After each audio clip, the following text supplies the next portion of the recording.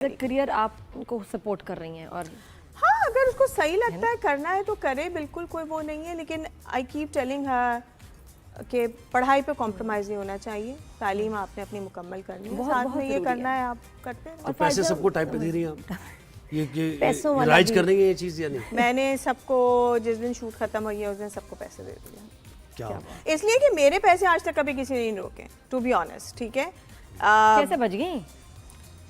क्या ये इसमें इसकी कौन सा कोई खास बताएं, कुछ चिल्ला काटती हैं इसके लिए, क्या करती हैं? ये सबके साथ तो नहीं हो रहा है? नहीं, मैं वाकई में ये कहूँगी कि मेरे अभी तक आज तक किसी ने किसी प्रोडक्शन हाउस से पैसे नहीं रोके। And how? हो सकता है कि मेरा एक इमेज ऐसा हो कि वो मुझे दे देते हो पैसे। क्या मतलब है? ये इमेज क्या भाई से कॉल कराती हैं? ये इमेज कैसे ये बन सकता है? जरा सेक्टर में आना जरा। नहीं, ये जरा सेक्टर यूनिट नंबर उधर आना। नहीं, कुछ तो ये ठीक कर रही हैं जो हम ठीक नहीं कर रहे हैं, जिनके पैसे रुक रहे हैं। आप बताएं। जो मैं ड्रामा एक्टर्स की बात करी, स्ट्रिक्टली ये जो ड्रामाज में और कहते हैं कि जी ड्रामा प्रोडक्शन हाउसेज जो हैं वो जो शिकायत करते हैं कि पैसे रुक जाते हैं, हम उनका कह रहे हैं कि कुछ सही नहीं कर रहे हैं। आप बताएं क्या करें? सब यही कि मेरे नहीं बसते। नहीं, आए कहते हैं, कितने कहते हैं, बिल्कुल कहते हैं। आपको देखो, हम सबको इंडस्ट्री में एक दूसरे का पता होता है, ठीक है।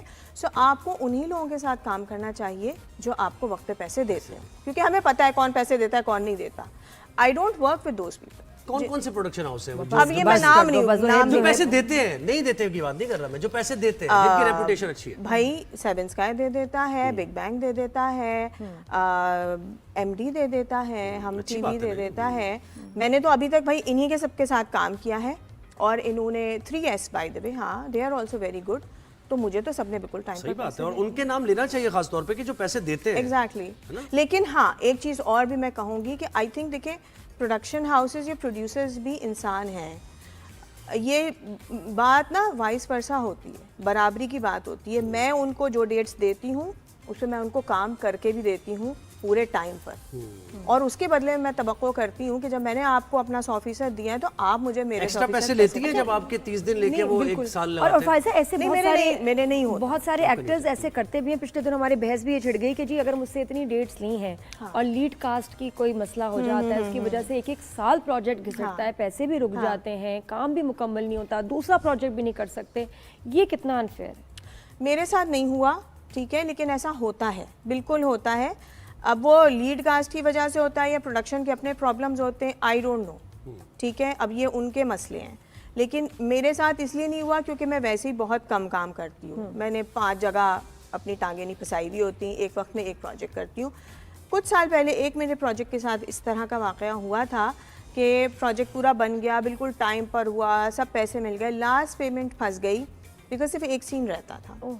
सो I told the producer and director कि भाई वो उसमें जो और एक्टर, एक और एक्टर इन्वॉल्व है, वो अब हैं या नहीं है मुझे नहीं पता, मेरे सोलो लेकर मुझे फारिग करो और मेरे पैसे दो। And that's what they did.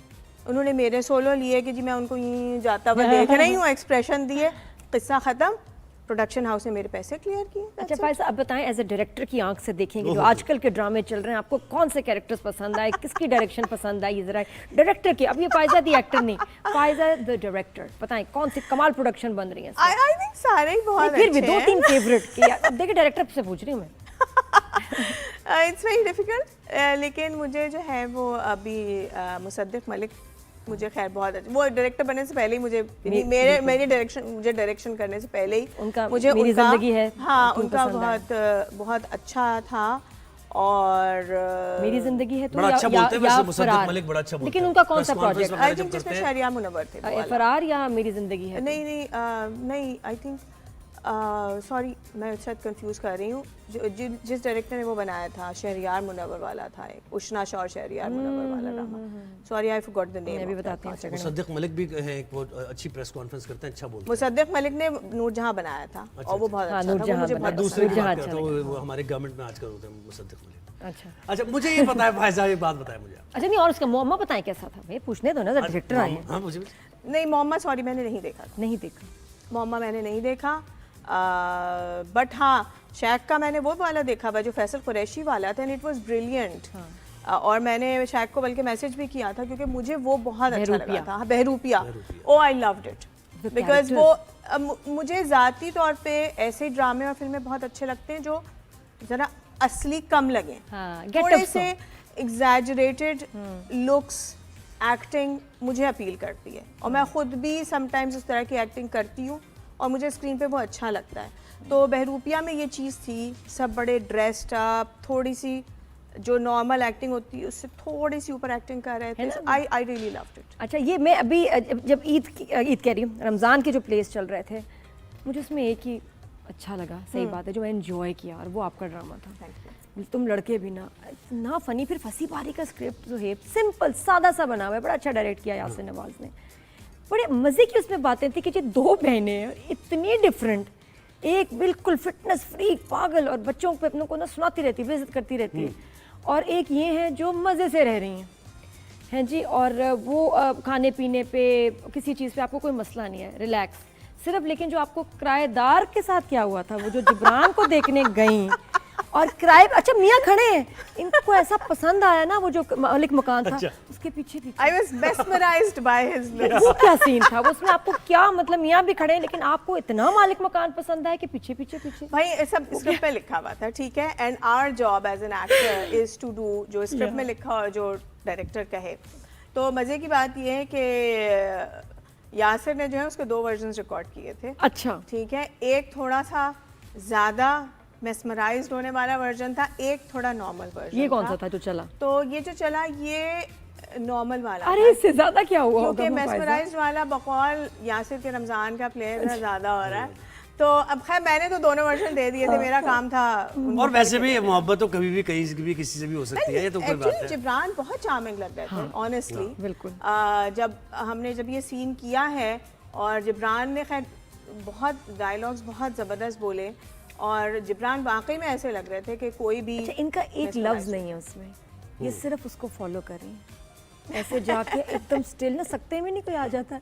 मैंने ऐसा सीन नहीं पहले देखा, रिमार्केबल। इवन आपके सारे सीन्स जो आपके डायलॉग चीज़ें, फसी बारी ने first time I think Ramzan का प्ले कोई लिखा। हाँ मेरा ख्याल, हाँ बिल्कुल बिल्कुल बिल्कुल, बड़े इंटरेस्टिंग था, बच्चों की बातें बड़ी ही रियलिस्टिक थी। इट वाज वेरी और रियलिस्टिक। बहनों का आपस में जो था ना, वो भी जो बॉन्ड और difference poles apart personality wise. ऐसा मुझे एक बात बताएं आप, ये ओल्ड सिटी एरिया कितनी दफ़ा गई हैं आप, ये सदर के इलाकों में, क्या आपने इतनी ज़बरदस्त ऑब्जर्वेशन, क्या लालू खेत आप जाती रहती हैं वहाँ देखती रहती हैं, कैसे करती हैं आप ये कैरेक्टर्स? ये भाई देखिए बात यह है कि मैं जिस बैकग्राउंड में बड़ी हुई हूँ, उस ज़माने में हम लोग जो है वो, अब हम लोग आई थिंक बहुत ज़्यादा ना पॉकेट्स में रहते हैं और उन पॉकेट्स से बाहर नहीं निकलते हैं, ठीक है। मैं जो हूँ वो 80s की पैदावार हूँ और हमारे टाइम पे, और मैं जब अपने टीन्स में आई थी तो 90s था, 2000 था, तो हम तो हर जगह जाते थे, ठीक है। तो मैंने वो हर जगह देख रखी है।